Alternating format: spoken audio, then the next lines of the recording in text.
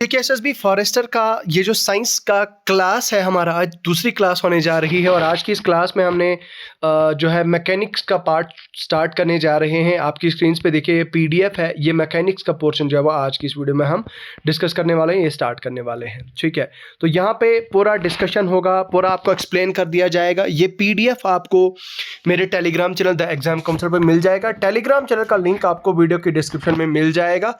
बाकी जोशो खरोश से अपनी पेन और कॉपी लेके बैठिए और समझिए। देखिए, आपको नोट्स बनाने की जरूरत नहीं है क्योंकि यहाँ पे पीडीएफ आपको बनी हुई है, आपने सीधा इसका प्रिंट आउट निकालना है और यहाँ से इससे पढ़ना है, तो इस पर डबल काम करने की जरूरत नहीं है। एक गलती हम क्या करते हैं, जब भी हम पढ़ रहे होते हैं तो हम जो है यहाँ से लिख रहे होते हैं, यहाँ से टीचर समझा रहा होता है, हम लिख रहे होते हैं, तो वैसे समझ नहीं आता है, वैसे कंफ्यूजन हो जाता है। ठीक है, तो अब क्या करना है कि मैं यहाँ से पढ़ाऊंगा, सिर्फ आपने सुनना है, आपने कुछ और नहीं करना है। जहाँ पे ज़रूरत पड़ेगी वहाँ पे आप थोड़ा बहुत नोट डाउन कर सकते हैं। बाकी ये पीडीएफ भाई ये फ्री ऑफ कॉस्ट में दूंगा, आपको कोई चार्जेस नहीं दे होंगे इसके, सीधा आप जो है वो इसको डाउनलोड कर सकते हैं मेरे टेलीग्राम चैनल पे। तो चलिए आज की इस वीडियो को स्टार्ट करते हैं, लेकिन स्टार्ट करने से पहले मैं आपसे रिक्वेस्ट करना चाहूँगा कि अगर आप इस चैनल पे पहली बार आए तो चैनल को सब्सक्राइब करें, वीडियो को लाइक करें और शेयर करें, ज़्यादा से ज़्यादा लोगों तक इस वीडियो को पहुँचाएं। तो हमारा मिशन है कि हम फॉरेस्टर के जितने भी एस्पिरेंट्स हैं उनको पढ़ाएं, उनका सिलेबस जो है वो कंप्लीट कराएं। तो आप जो है वो आज हमारे साथ जुड़िए और आज की इस वीडियो क्लास को हम कंटिन्यू करते हैं। पिछली क्लास में हमने पढ़ा था यूनिट्स एंड मेजरमेंट्स के बारे में, हालांकि वो छोटा सेशन था, लेकिन आज के इस सेशन थोड़ा बड़ा होने वाला है, इसलिए आप जो है वो बने रहें। देखिए, बात करते हैं मैकेनिक्स की। दोस्तों, बहुत सारे लोगों को एक चीज़ यहाँ पे बता दूँ, बहुत सारे लोगों को कन्फ्यूजन है।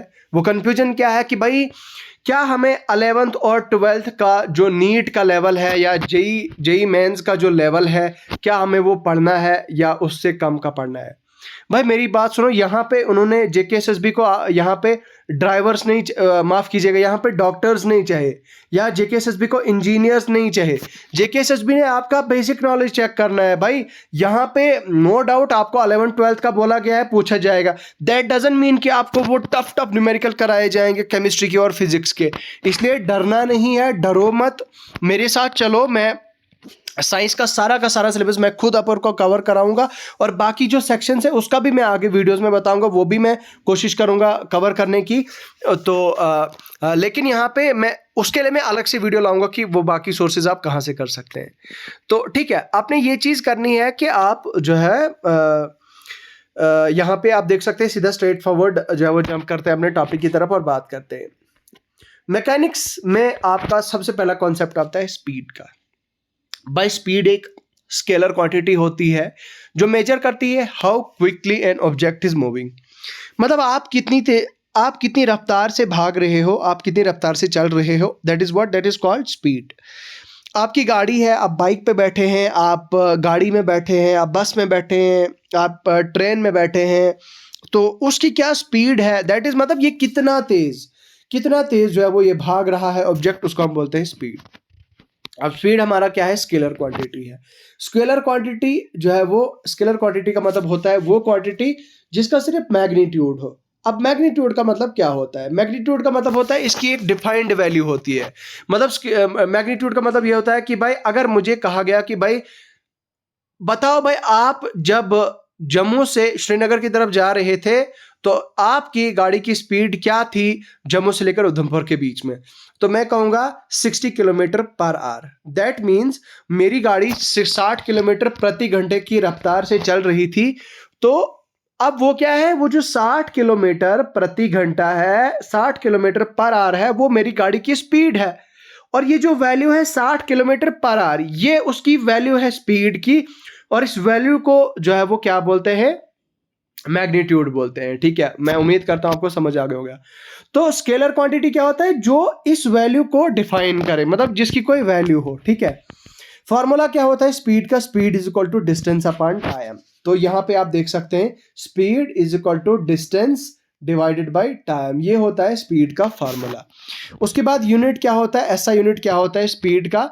तो अगर हम इसे एसआई यूनिट कहें तो एसआई यूनिट इसका क्या होता है, इसका होता है, अब डिस्टेंस अपॉन टाइम होता है तो ये आएगा, डिस्टेंस आएगा मीटर, अपॉन टाइम आएगा पर सेकंड। ठीक है, मीटर अपान सेकंड। तो इसको ऐसे भी हम लिख सकते हैं मीटर s-1, क्योंकि s यहाँ पे डिनोमिनेटर में था तो यहाँ पे जो है वो s-1 हम इसको ऐसे लिखते हैं। उसके बाद टाइप्स आती हैं स्पीड की, एक होती है इंस्टेंटेनियस स्पीड, दूसरी होती है एवरेज स्पीड। अब ये बोल रहा है कि इंस्टेंटेनियस स्पीड क्या होती है? भाई ये एक स्पीड होती है पर्टिकुलर इंस्टेंट ऑफ टाइम, एक खास टाइम पे आपकी स्पीड क्या है गाड़ी की, उसको हम बोलेंगे इंस्टेंटेनियस स्पीड। उसके बाद होता है average speed, the total distance travelled by the body divided by the total time taken. तो average speed is equal to total distance travelled by the body upon time taken. मिसाल के तौर पर मेरी गाड़ी जा रही है जम्मू से लेकर उधमपुर के लिए। आप क्योंकि आप में से मैक्सिमम लोग इसको रिलेट कर पाएंगे, या मान लीजिए मेरी गाड़ी जा रही है श्रीनगर से अनंतनाग के लिए, ठीक है। अब मेरी जब गाड़ी जा रही है तो उस गाड़ी की एवरेज स्पीड क्या थी, मतलब किस स्पीड से वो गाड़ी जा रही थी, वो कितनी स्पीड से जा रही थी, टोटल डिस्टेंस कितना ट्रेवल किया उसने, मतलब श्रीनगर से अनंतनाग के बीच में टोटल डिस्टेंस कितना कवर किया। मान लीजिए अगर 60 किलोमीटर है तो 60 किलोमीटर, अगर 90 किलोमीटर है तो 90 किलोमीटर। टोटल टाइम टेकन कितना टाइम लगा, तो भाई 2 घंटे लगे। तो इससे आप एवरेज स्पीड निकाल सकते हो कि भाई आपकी एवरेज स्पीड आपकी पूरी जर्नी में कितनी रही।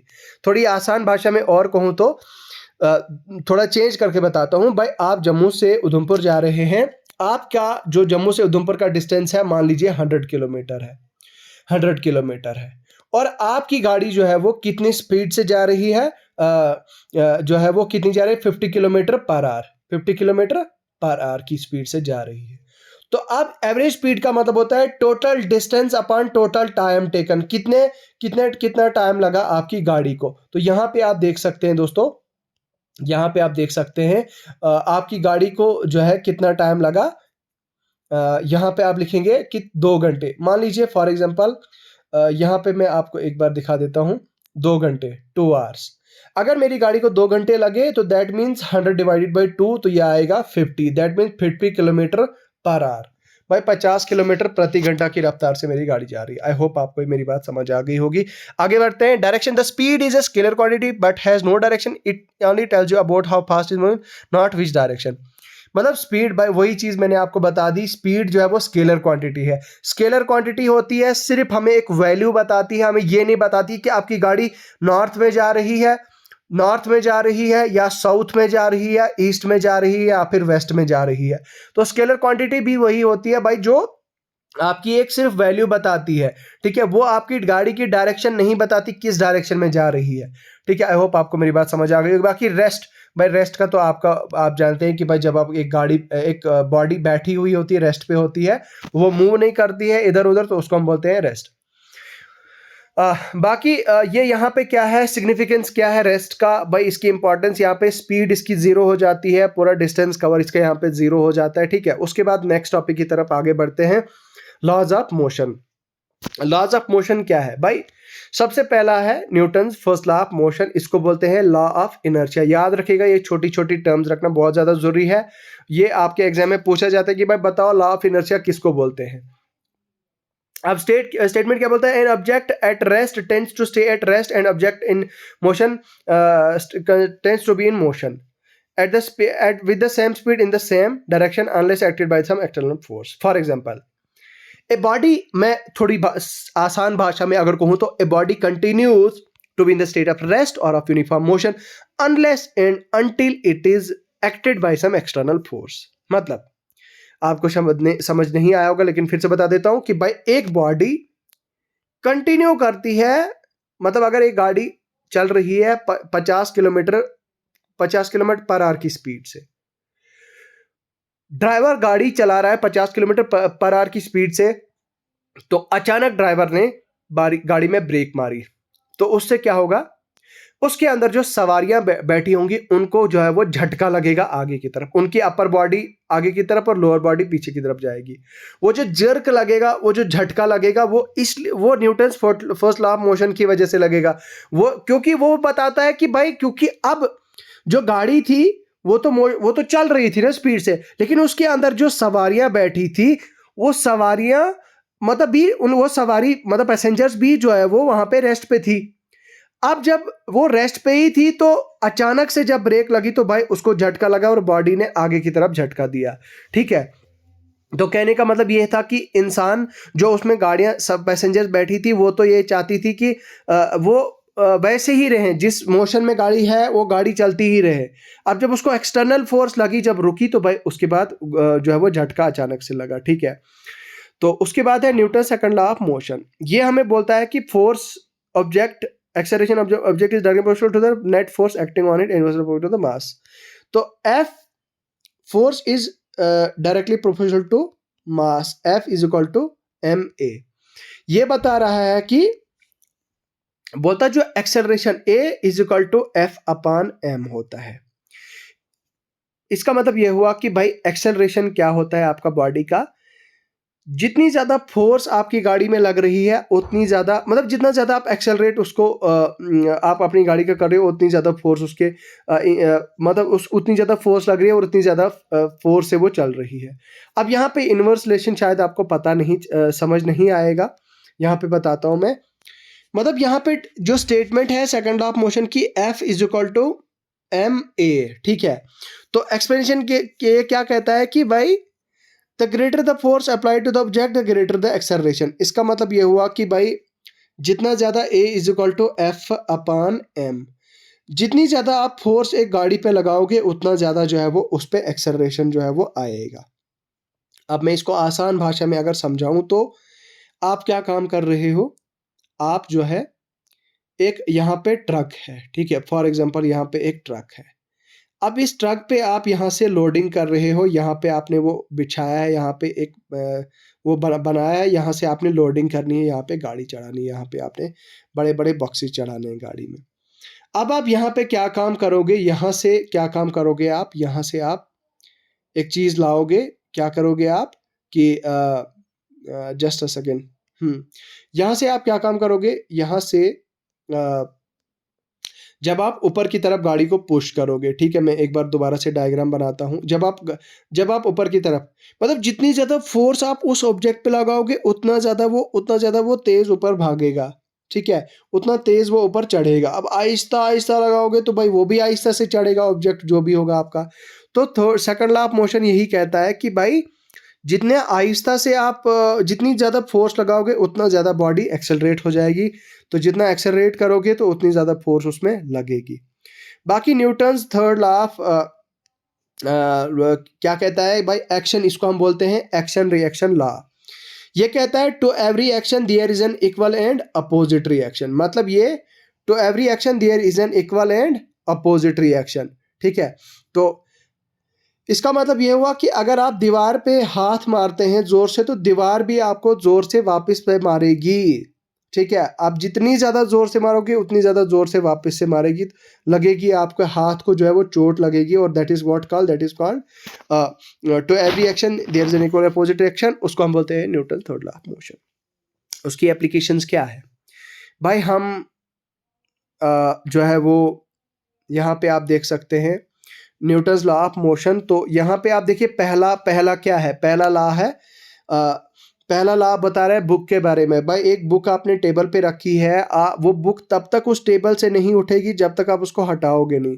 तो ये आ गया Newton's first law of motion. उसके बाद second, when you press the brake pedal in car you are applying external force, so according Newton's to declare the car, when you release gas pedal the car continuously moving at a constant speed velocity in accordance to with the first law। मतलब ये कह रहा है कि भाई गाड़ी में जब आप ब्रेक दबाते हो, पेडल दबाते हो, अब क्योंकि वो चल रही होती है तो डिसेलरेट करने के लिए आपने क्या काम किया, आपने पेडल दबाया। जब आपने उसको रिलीज किया तो गाड़ी फिर उसी कांस्टेंट स्पीड से भागने लगी, ठीक है। उसके बाद एस्ट्रोनॉमी में भी इसकी बाकी सोर्सेज एप्लीकेशन है, ये आप खुद भी पढ़ सकते हो। ये ज़्यादा जो है वो उतना ज़्यादा जो है वो टफ नहीं है, ये आप खुद भी अंडरस्टैंड कर सकते हो। उसके बाद आता है नेक्स्ट कॉन्सेप्ट आपका डिस्टेंस क्या होता है। डिस्टेंस को हम बोलते हैं स्केलर क्वांटिटी, जो रिप्रेजेंट करता है मेरी लेंथ को एक्चुअल पाथ, ठीक है। मतलब ये कि एक गाड़ी अगर ए से बी के बीच में गई ए से बी के बीच में गाड़ी ने कितना डिस्टेंस कवर किया, ठीक है, कितना डिस्टेंस किया आपके गाड़ी ने, उसको हम क्या बोलेंगे, दैट इज मतलब कितना रकबा इसने कवर किया, उसको हम बोलेंगे डिस्टेंस।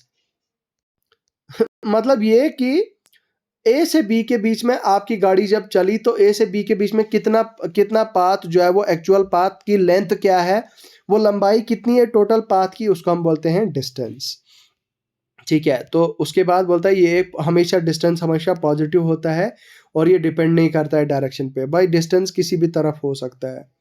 उसके बाद होता है मेजरमेंट। डिस्टेंस को हम मेजर किसकी फॉर्म में करते हैं, मीटर की फॉर्म में, किलोमीटर और माइल्स की फॉर्म में इसको मेजर करते हैं। मतलब ये कि आपने कहा कि भाई आपके घर में और आपके कॉलेज के बीच में कितना डिफरेंस है या था, तो आप बोलोगे कि वो 10 किलोमीटर है, ठीक है। अब ऐसा तो नहीं है कि आप बोलोगे 10 kg है, तो आगे वाला तो सुन के तो यार उसका दिमाग खराब हो जाएगा, भाई ये क्या बोल रहा है, ठीक है। तो ये चीज़ है भाई, डिस्टेंस को हमेशा किलोमीटर, मीटर और माइल्स में माना जाता है, ठीक है।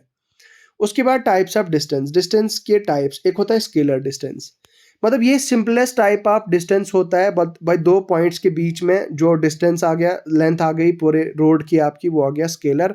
उसके बाद magnitude of displacement. Magnitude of displacement is the distance between initial and final position of the object in a specific direction taking into account both the magnitude, length and direction of the displace vector. तो मतलब ये बता रहा है कि भाई displacement क्या होती है। डिस्प्लेसमेंट मतलब ये बता रहा है कि शॉर्टेस्ट डिस्टेंस, मतलब आपके ए और बी के बीच में जो शॉर्टेस्ट डिस्टेंस है, सबसे कम डिस्टेंस, उसको हम बोलते हैं डिस्प्लेसमेंट। मतलब सबसे कम डिस्टेंस में जब आपकी बॉडी चली, the magnitude of displacement is the distance between initial final position of the object. असल में इसका मतलब ये होता है कि भाई जो डिस्प्लेसमेंट होती है वो डिपेंड नहीं करती है कि भाई आप पहले ईस्ट में गए, नॉर्थ में गए, फिर आप साउथ में गए, फिर ईस्ट में गए, फिर वेस्ट में, फिर इस तरह से चलते गए तो कहानी बढ़ती गई और फिर आप यहाँ पे आपकी मंजिल आ गई और यहाँ से यहाँ के आपके बीच में आप चले, तो ये वो कहानी नहीं बताता है। डिस्प्लेसमेंट का मतलब होता है कि शॉर्टेस्ट डिस्टेंस, यहाँ से लेकर यहाँ के बीच में कितना डिस्टेंस है, और ये इस पर डिपेंड नहीं करेगा कि पूरा पाथ कितना आपने ट्रेवल किया, ठीक है। आप मान लीजिए आप कहाँ से चले गए, आप ए पॉइंट से बी के बीच में गए, C D E F points के बीच में, और उसके बाद फाइनली जी पॉइंट आपकी डेस्टिनेशन है, वहाँ पहुँचे आप। अब ये बोल रहा है डिस्प्लेसमेंट कि भाई ए और जी के बीच में टोटल डिस्टेंस आपने कवर कितना किया, और पाथ की इसको परवाह नहीं होती भाई, उससे कोई फर्क नहीं पड़ता है इसको, ठीक है। इक्विलिडियन डिस्टेंस क्या होता है भाई, इसको हम स्ट्रेट लाइन और लीनियर डिस्टेंस कहते हैं, shortest distance between two points in a straight line. Arc length होता है भाई, ये डिस्टेंस मेजर किया जाता है अलोंग द कर्व्ड पाथ। मतलब जब आपका रास्ता होता है कर्व्ड में, इस तरह से कर्व्ड पाथ में, इस तरह से इस तरह से इस तरह से आपका रास्ता डिस्टेंस होता है, उसको हम कर्व्ड आर्क लेंथ की फॉर्म में जो है वो मेजर करते हैं। बाकी एंगुलर डिस्टेंस हम कैसे मानते हैं कि भाई जब आपका जो है वो टिपिकली यहाँ पे आप देख सकते हैं, जो आपका रेडियन और डिग्रीज में नापा जाता है, उसको हम बोलते हैं। उसके बाद पाथ लेंथ तो आप तो पता ही है भाई। उसके अलावा दोस्तों यहाँ पे travel distance, surface distance, periodic distance, ठीक है, क्या होता है। ट्रेवल डिस्टेंस बोलता है एक्चुअल डिस्टेंस कितना आपने ट्रेवल किया। सरफेस डिस्टेंस बोलता है कि भाई क्या आपका जो कर्व्ड सरफेस है, कर्व सरफेस की मतलब कॉन्टेक्स्ट में जो 3D ऑब्जेक्ट्स हैं, surface distance refers to the length of the pass along the surface, ठीक है, rather than the straight line of the through the object। बाकी पीरियडिक डिस्टेंस क्या है आपका, पीरियडिक डिस्टेंस बोलता है कि ये एक पीरियडिक मोशन है। यहाँ पे एक कॉन्सेप्ट आता है, बताता हूँ मैं। देखिए जब यहाँ पे क्रेस्ट और इस तरह से जब वेव एक चलती है, तो यहाँ पे इस तरह से क्रेस्ट और ये आपकी क्रेस्ट आ गई, ये आपकी ट्रफ आ गई। अब ये टोटल जो ये डिस्टेंस आ गया यहाँ से लेकर पूरी यहाँ तक ये क्या आ गया आपका, ये भी इसको हम बोलते हैं पीरियडिक डिस्टेंस, ठीक है, पीरियडिक डायरेक्शन। उसके बाद होता है डिस्प्लेसमेंट का एक्चुअल कॉन्सेप्ट दोस्तों। डिस्प्लेसमेंट बोलता है ये vector quantity that describe the change in objects position from initial point two final point, ठीक है। मतलब इनिशियल पॉइंट से लेकर इस डिस्प्लेसमेंट को मतलब होता है आपका इनिशियल और फाइनल पॉइंट्स के साथ उसको पाथ कितना ट्रेवल किया उस पर जो है वो डिपेंड नहीं होता है, टोटल जो है वो डिस्टेंस उसने कितना कवर किया है रादर देन कि पाथ जो है वो उसने क्या फॉलो किया। बाकी इसको हम मेजर करते हैं किलोमीटर में और मीटर में। लेकिन यहाँ पे एक चीज़ जो है दोस्तों, ये एक वेक्टर क्वांटिटी है। अब वेक्टर क्वांटिटी क्या होती है और स्केलर क्वांटिटी क्या होती है? स्केलर का तो आपको मैंने ऑलरेडी बता दिया कि भाई वो क्वांटिटी जो सिर्फ किस पे डिपेंड करती है दोस्तों, वो करती है स्केलर क्वांटिटी आपके सिर्फ मतलब मैग्नीट्यूड पे। बाकी जो वेक्टर क्वांटिटी होती है वो मैग्नीट्यूड और डायरेक्शन दोनों पे डिपेंड करती है। इसका मतलब ये हुआ कि स्केलर क्वांटिटी सिर्फ वैल्यू बताती है हमें, और ऑब्जेक्ट किस डायरेक्शन में जा रहा है उसके बारे में नहीं बताती। वेक्टर क्वांटिटी हमें क्या बताती है? वेक्टर क्वांटिटी हमें एक तो ऑब्जेक्ट की वैल्यू भी बताती है और किस डायरेक्शन में ऑब्जेक्ट मूव किया वो भी बताती है। ठीक है, उसको हम मीटर, किलोमीटर, इसमें माइल्स में जो है वो नापते हैं। बाकी लीनियर डिस्प्लेसमेंट क्या होता है भाई? जो लाइन में डिस्प्लेसमेंट हो उसको हम बोलते हैं क्या बोलते हैं हम उसको? Linear displacement. ठीक है, उसके अलावा दोस्तों होता है रेक्टिलिनियर डिस्प्लेसमेंट। रेक्टिलिनियर डिस्प्लेसमेंट का मतलब ये हुआ कि भाई ये मोशन होता है along the straight line with no change in direction. मतलब स्ट्रेट लाइन में जब आपका जा रहा है ऑब्जेक्ट, तो कोई भी डायरेक्शन नहीं चेंज नहीं हो रहा है, तो उसको हम बोलते हैं रेक्टिलिनियर डिस्प्ले। उसके बाद कर्वीलिनियर डिस्प्लेसमेंट होती है एक और टाइप इसकी। इसमें ऑब्जेक्ट जो है वो move along the curved path. इसमें ऑब्जेक्ट क्या करता है? कर्व्ड पाथ में इस तरह से जो है वो ऑब्जेक्ट मूव करता है। उसके बाद बाई डायरेक्शनल डिस्प्लेसमेंट। इसका मतलब होता है कि जो मोशन दो अपोजिट डायरेक्शन, मतलब एक गाड़ी यहाँ से जा रही है, एक गाड़ी यहाँ से आ रही है, इसको हम क्या बोलेंगे? By direction displacement. सर्कुलर भाई जो सर्कुलर पाथ में जाए। बाकी जो एंगुलर हो भाई, एंगुलर क्या बोलता है? Orientation of the angle of the object. बाकी वेक्टर डिस्प्लेसमेंट है। वेक्टर डिस्प्लेसमेंट बोलता है कि डिस्प्लेसमेंट तीन डायमेंशंस में, जैसे 3D एक्स वाई और जेड एक्सिस में। ये आ गया आपका वाई एक्सिस, ये आ गया एक्स एक्सिस, और ये आ गया जेड एक्सिस। और एक्स वाई जेड एक्सिस में जब आपका ऑब्जेक्ट मूव कर रहा है तो उसको हम क्या बोलेंगे? वेक्टर डिस्प्लेसमेंट, मतलब 3D में वो मूव कर रहा है। स्केलर डिस्प्लेसमेंट क्या होता है? Takes magnitude of the displacement and ignores direction. ठीक है, उसके बाद नेट डिस्प्लेसमेंट क्या होता है? Is the overall change in object of a position of an object. ठीक है, उसके बाद है नेक्स्ट दोस्तों zero displacement. This occurs when an object returns to its initial position. ठीक है, and the change in position is zero. तो zero displacement मतलब असल में ये बहुत ज़्यादा इंपॉर्टेंट है। ए पॉइंट से बी पॉइंट के बीच में ऑब्जेक्ट मूव किया इस तरह से, फिर वो बी से ए के बीच में वो वापस आया, तो इसका मतलब ये हुआ कि भाई उसकी डिस्प्लेसमेंट जो है वो जीरो हुई, वो डिस्प्लेस कुछ हुआ ही नहीं। उसके बाद है दोस्तों characteristics, difference between distance and displacement. तो भाई ये बहुत इजी है, ये आप खुद भी पढ़ सकते हो, बाकी मैंने पूरा एक्सप्लेन किया है। डिस्टेंस और डिस्प्लेसमेंट ये आपको समझ आ गया। वेलोसिटी क्या है? एक फंडामेंटल जो है वो एक कॉन्सेप्ट है फिजिक्स का, जिसमें हम बोलते हैं rate of change of object with, मतलब वेलोसिटी होता है rate of change of object's position, rate of change of position of object with respect to time. ठीक है, तो मतलब ये हुआ वेलोसिटी, ये हुआ कि एक ऑब्जेक्ट है, इधर मान के चलता हूं मैं, 1 2 3 4 5 6 7 और 8 पॉइंट्स है, यहां से लेकर यहां के बीच में, यहां से लेकर यहां के बीच में, यहां से लेकर यहां के बीच में, इधर इधर इधर इस तरह से। तो भाई पोजीशन चेंज कर रहा है। ठीक है, ऑब्जेक्ट पोजीशन चेंज कर रहा है यहां पे, इस पॉइंट से लेकर, let me change the colour first, एक बार थोड़ा सा कलर चेंज कर देते हैं यार। ठीक है, 1 मिनट। ठीक है, इस पॉइंट के बीच में 5 किलोमीटर डिस्टेंस था, इसके बीच में 10 किलोमीटर, इसके बीच में 7 किलोमीटर, इसके बीच में, इन दो पॉइंट्स के बीच में 8 किलोमीटर, इन दो पॉइंट्स के बीच में 10 किलोमीटर, इस तरह से। अब ये बोल रहा है कि भाई यहां से लेकर यहां तक, ठीक है, ऑब्जेक्ट ने जो पोजीशन चेंज की, यहां से लेकर यहां के बीच में गया, फिर यहां से दूसरे पॉइंट के बीच में गया, यहां से तीसरे पॉइंट, यहां से इस तरह से। तो बोलते ये टोटल रेट ऑफ चेंज, मतलब ये चेंज हुआ जो इसका ऑब्जेक्ट का जो पोजीशन थी, एक पोजीशन थी, उसके बाद दूसरी पोजीशन पे गया, फिर तीसरी पोजीशन पे गया, फिर चौथी पोजीशन पे गया, वो जो उसकी पोजीशन चेंज हुई, उस change in position of the object with respect to time को हम क्या बोलते हैं? वेलोसिटी। मैं उम्मीद करूंगा आपको समझ आ गया होगा। वेलोसिटी का फॉर्मूला होता है dt upon v is equal to, इसको हम dv अपान dt भी बोलते हैं, rate of change of velocity, rate of change of speed upon time, इसको हम ऐसे इस तरह से भी बोलते हैं। इसका यूनिट होता है मीटर, इसका यूनिट होता है मीटर पर सेकंड दोस्तों। इसको हम ऐसे भी लिख सकते हैं मीटर s-1 इस तरह से ऊपर। बाकी स्पीड जो है वो distance, speed is equal to distance upon time, speed का फार्मूला होता है, और वेलोसिटी होता है ds अपॉन dt। वेलोसिटी होता है वेक्टर क्वांटिटी हमारा, और ये जो है वो मैग्नीट्यूड और डिस्टेंस हमें बताता है ऑब्जेक्ट का। बाकी स्पीड जो है वो सिर्फ स्पीड बताता है हमें। यहाँ पे मैं एग्जांपल के तौर पर आपको इमेज प्रोवाइड की है। वेलोसिटी में क्या हो रहा है कि भाई हम नॉर्थ डायरेक्शन में मूव कर रहे हैं और हमारी गाड़ी की 25 किलोमीटर पर सेकंड, 25 मीटर पर सेकंड की स्पीड से गाड़ी जा रही है। लेकिन स्पीड यहाँ पे जो है वो गाड़ी की क्या है, 25 मीटर पर सेकंड। तो इसका मतलब ये हुआ कि ये क्या है, स्केलर क्वांटिटी। ये डायरेक्शन हमें नहीं बता रहा है कि भाई किस डायरेक्शन में जा रहा है, ठीक है। उसके बाद डायरेक्शन, स्पीड वगैरह, इंस्टेंटेनियस वेलोसिटी, ये टाइप ऑफ वेलोसिटीज हैं, ये आप खुद भी पढ़ सकते हैं। इतना ज़्यादा टफ नहीं है, इसमें कुछ समझने वाला नहीं है।